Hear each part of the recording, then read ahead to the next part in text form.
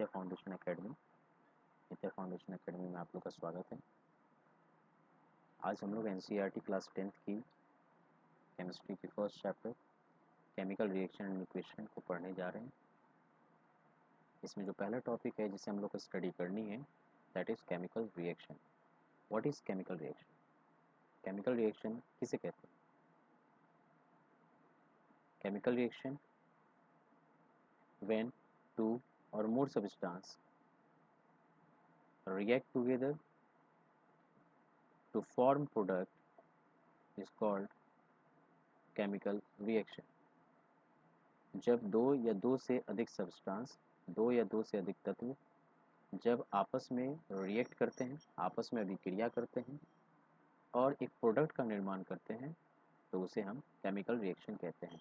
Chemical reaction को हिंदी में रासायनिक अभिक्रिया कहा जाता है।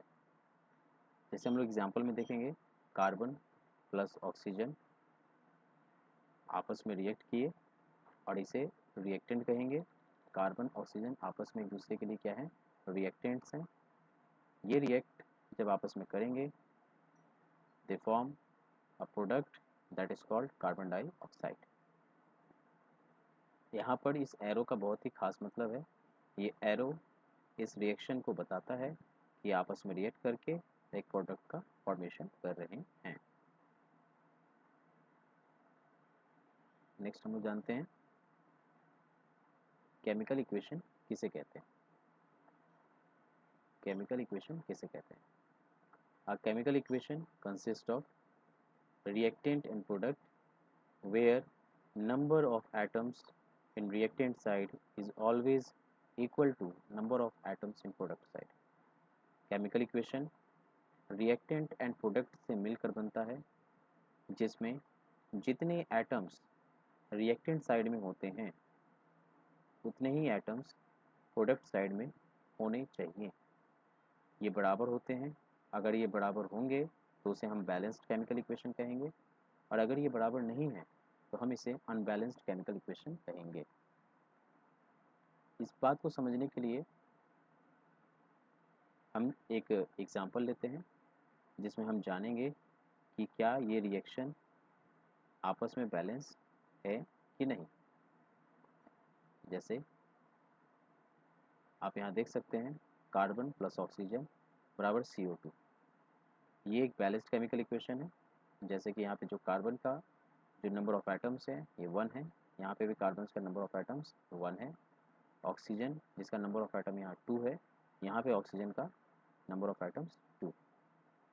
तो ये एक बैलेंस केमिकल इक्वेशन है। अब यूनिवर्सल लॉ ऑफ मास किसे कहते हैं? यूनिवर्सल लॉ ऑफ मास या law of conservation of mass किसे कहते हैं? The law of conservation of mass states that mass can neither be created not be destroyed. एक law of conservation of mass कहता है कि एक मास को ना ही क्रिएट किया जा सकता है और ना ही डिस्ट्रॉयड किया जा सकता है। ये हमेशा एक कांस्टेंट फॉर्म में रहता है and transform its state from reactant to product, और ये अपने स्टेट को, अपनी स्थिति को रिएक्टेंट से प्रोडक्ट में कन्वर्ट करते रहता है। लेकिन हमेशा ध्यान रखेंगे कि एक मास का जो यूनिवर्सल लॉ है वो ये कहता है कि इसको ना ही कभी क्रिएट किया जा सकता है और ना ही इसको कभी डिस्ट्रॉय किया जा सकता है। नेक्स्ट हम लोग आगे बढ़ते हैं। एक बैलेंस केमिकल इक्वेशन और अनबैलेंस्ड केमिकल इक्वेशन किसे कहते हैं? The balanced chemical equation states that the number of atoms are equal in reactant and product side means एक बैलेंस केमिकल इक्वेशन ये बताता है कि नंबर ऑफ एटम्स जो है वो हमेशा रिएक्टेंट और प्रोडक्ट साइड का बराबर होगा, और एक अनबैलेंस्ड केमिकल इक्वेशन बताता है कि number of atoms are not equal, ये कभी भी बराबर नहीं होगा रिएक्टेंट और प्रोडक्ट साइड में। ठीक है,